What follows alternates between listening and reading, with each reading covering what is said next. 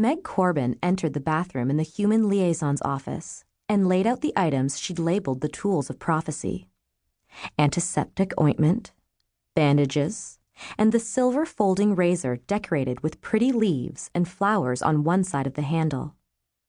On the other side of the handle, engraved in plain lettering, was the designation CS 759. For 24 years, that designation had been the closest thing she'd had to a name. She had a name now, and a real apartment instead of a sterile cell.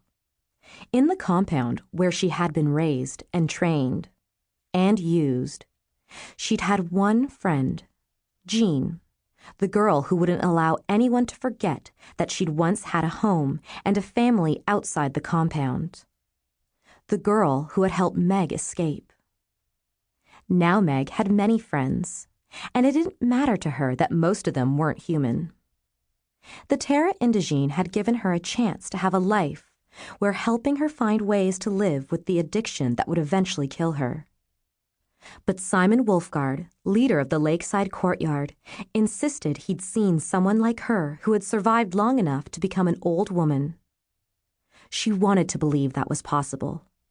She hoped this morning's experiment might provide a clue to how it was possible. After checking to make sure she hadn't forgotten anything they would need, Meg sat on the closed toilet seat and waited for Mary Lee, the human friend who was learning to work as her listener and interpreter. The Cassandra sang saw prophecies when their skin was cut. They were trained to describe the visions and images, but the girls weren't taught how to interpret what they saw. That would have been pointless. The moment a girl began to speak, a euphoria filled her, veiling her mind and protecting her from what those images revealed. In fact, the only way a blood prophet could remember what she saw was to keep silent. If she didn't say the words out loud, she remembered what she saw. It took a particular kind of determination, or desperation, to endure the agony that filled a girl when she didn't speak after her skin was cut. And experiencing the euphoria that was almost orgasmic was the whole reason Cassandra sang became addicted to the cutting in the first place. It took a particular kind of courage to acknowledge that she couldn't completely escape the addiction after so many years of being cut on a regular schedule for someone else's profit. The prophecies inside her would not be denied. Whether she wanted to or not, Meg needed to cut. That was the reason today's appointment with the razor was so important. She wasn't experiencing the pins and needles feeling that indicated something was going to happen. Nothing pushed at her, and that made this morning the perfect time to discover what happened when she made a controlled cut. The back door of the office opened. A moment later, Mary Lee stood in the bathroom doorway, holding a small pad of paper and a pen. They were both petite women around the same age, and both had fair skin. But Mary Lee had dark eyes and dark, layered hair that fell below her shoulders, while Meg had clear gray eyes and short black hair that was still mostly a weird orangey red from her efforts to disguise herself when she'd run away from the man known as the controller. "Are you sure about this?" Mary Lee asked. "Maybe we should wait until Simon and Henry get back from Great Island." Meg shook her head. "We should do this now, before the office opens and there's additional input that might change what I see.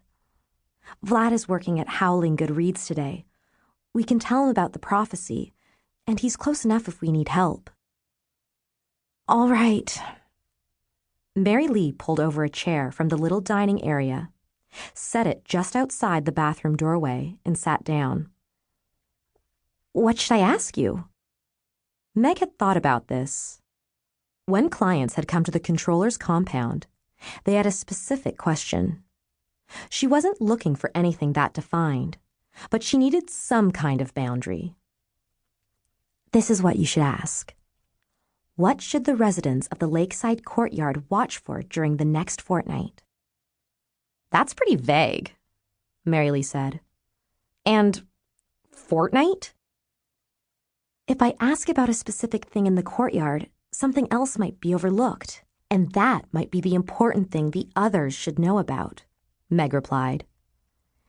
2 weeks is enough time. As for fortnight, I just learned that word and like the sound of it. I think it fits in with prophecies better than saying 2 weeks.